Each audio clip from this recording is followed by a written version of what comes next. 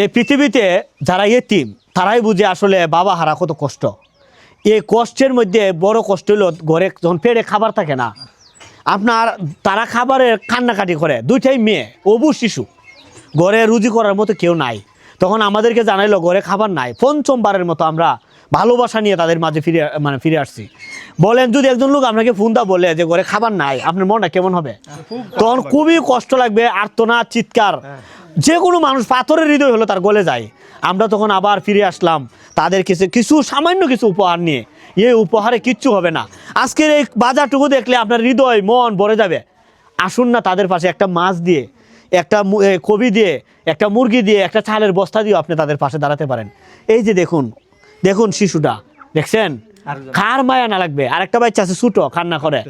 আল্লাহ পাক রব্বুল আলামিন আমাদের মাধ্যমে তাদের ঈদের ব্যবস্থা করেছেন। সবাই প্রবাসী দেশে বিদেশ থেকে সহযোগিতা করেছেন। এই সহযোগিতা অব্যাহত থাকুক। আমরাও তাদেরকে ভালোবাসা বিলীন করে দিতে চাই। মানুষের জন্য, জীবনের জন্য। ধন্যবাদ সবাইকে।